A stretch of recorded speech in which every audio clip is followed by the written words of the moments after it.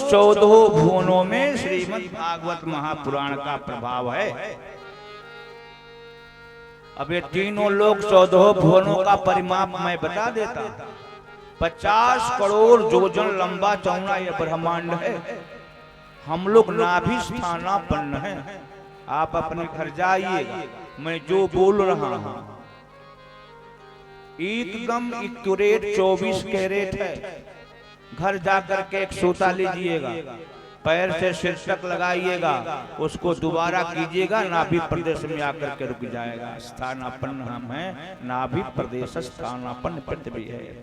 इसके ऊपर भूह के ऊपर भूह भुवः स्वः महा जना तप और सत्यम, ये यहाँ से 7 ऊपर हैं, 7 नीचे हैं। अतल वितल सुतल तलातल महातल रसातल और पाताल, ये 7 नीचे हैं। और ये 50 करोड़ योजन लंबा चौड़ा है। इसमें तो प्रभाव है ही, इसके बाहर भी है। सत्य लोक से ऊपर वैकुंठ लोक है, जहां भगवान नारायण विराजमान होते हैं। श्रीमद् भागवत महापुराण नारायण से प्रारंभ होकर के पृथ्वी पर आकर के रुक गया। निगम कल्पतरोर्गलितं फलम सुखमुखादमृत द्रव संयुतं पिबत भागवतं रसमालयम् मुहुर्हो रसिका भुवि भावुका। श्रीमन नारायण से भगवान श्रीमन नारायण ने, मतलब सत्य लोक से ऊपर वैकुंठ में रहने वाले 50 करोड़ योजन इस ब्रह्मांड के बाहर ऊपर रहने वाले भगवान नारायण ने अपने प्रिय पुत्र ब्रह्मा जी को श्रीमद् भागवत महापुराण का ज्ञान दिया। ब्रह्मा जी सोचे, जब नारायण के लोक से वैकुंठ से ब्रह्मलोक में आया तो ब्रह्मलोक से इसे नीचे भी जाना चाहिए। तो उन्होंने अपने बेटे नारद को ज्ञान दिया। नारद जी से सम्या प्रास में कलकल छलछल निनाद करते ही भगवती भास्वती सरस्वती के तट पर बने हुए महर्षि वेद व्यास के आश्रम में वेद व्यास जी को श्रीमद् भागवत महापुराण का ज्ञान दिया। तब श्रीमद् भागवत महापुराण का ज्ञान वेद व्यास जी को प्राप्त हुआ। कहाँ? पृथ्वी के वैकुंठ में, हरिद्वार से और बद्री नारायण से और आगे सम्या प्राप्त महर्षि वेद व्यास जी के आश्रम में। तब उन्होंने अपने बेटे सुखदेव जी को ज्ञान दिया और सुखदेव जी ने यही श्रीमद् भागवत महापुराण परीक्षित जी को सुना करके देवताओं के सामने देखते देखते वैकुंठ में भेज करके मुहर लगा दिया हमारे सुखदेव जी ने कि श्रीमद् भागवत महापुराण वैकुंठ से आया है, इसीलिए संसार में सुनने वालों को वैकुंठ में पहुंचा देता है। मैं किस पर बोल रहा हूं? श्रीमद् भागवत महापुराण के प्रभाव पर। तो श्रीमद् भागवत महापुराण का प्रभाव वहां है। अब नीचे आइए।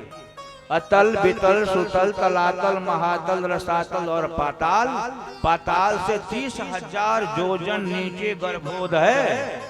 उस गर्भोद में शेष नारायण भगवान सहस्र शीर्षा विराजमान हैं, जिनके मस्तक पर हजारों हजार नहीं, लाखों लाख नहीं, करोड़ों करोड़ नहीं, अरबों अरब नहीं, कितने असंख्य असंख्य ब्रह्मांड हैं।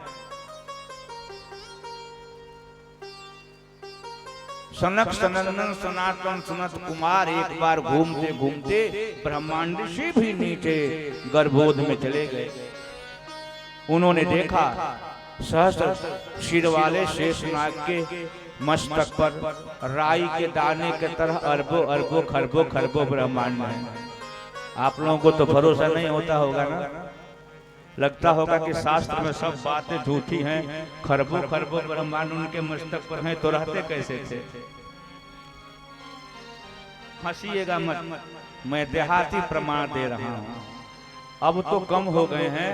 पहले माताओं के मस्तक में ढील नामक एक कीड़ा विशेष ज्यादा हुआ करते थे। ढील बाल में, इसी में ढील से ढीलिन का विवाह हो जाता था, इसी में उसके बाल बच्चे हो जाते थे। एक ढील से हजारों हजार बाल बच्चे इसी मस्तक में जन्म ले लेते थे, फिर विवाह करते थे, बढ़ते थे, पलते थे। माताओं को पता नहीं चलता था कि कितने जन्म ले रहे हैं।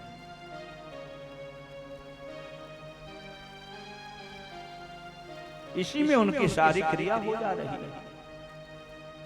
शेषनाग जी के मस्तक में ऐसे अरबों अरबों ब्रह्मांड हैं, उन्हें कोई चिंता नहीं है। सनक सनंदन सनातन सनत कुमार को बड़ी चिंता हुई। 1 किलो 2 किलो का वजन मस्तक पर दे दिया जाए हमको आपको, और कहा जाए कि आप इसको बराबर रखिए, रखे रखे नहाइए, खाइए, सोइए, आराम कीजिए, तो संभव है? नहीं संभव है।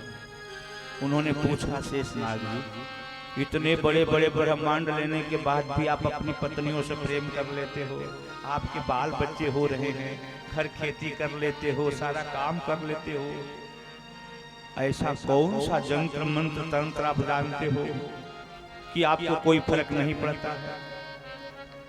बोले, श्रीमद् भागवतम शास्त्रम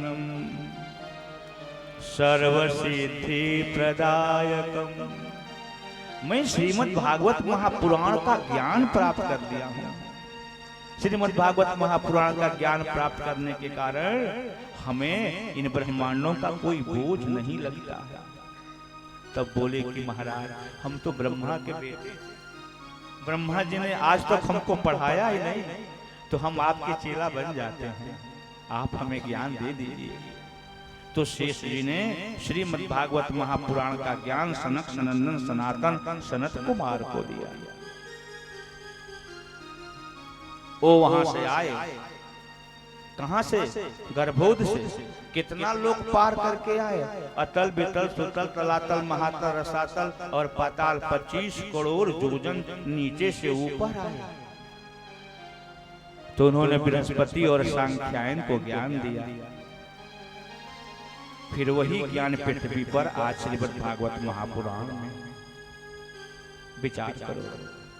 श्रीमद् भागवत महापुराण ब्रह्मांड के ऊपर वैकुंठ में भी है, अब ब्रह्मांड के नीचे गर्भोध में भी है। आश्चर्य का विषय है, जब इसकी यात्रा ऊपर से आती है तो पृथ्वी पर आकर के रुक जाती है, पृथ्वी से नीचे ग्रंथ जाता नहीं। और जब यात्रा नीचे से होती है तो पृथ्वी पर आकर के यात्रा रुक जाती है। नीचे से भी भागवत आकर पृथ्वी पर, ऊपर से भी भागवत आकर पृथ्वी पर। इसलिए श्रीमद् भागवत महापुराण इस पृथ्वी का सर्वश्रेष्ठ और सर्वमहान ग्रंथ है।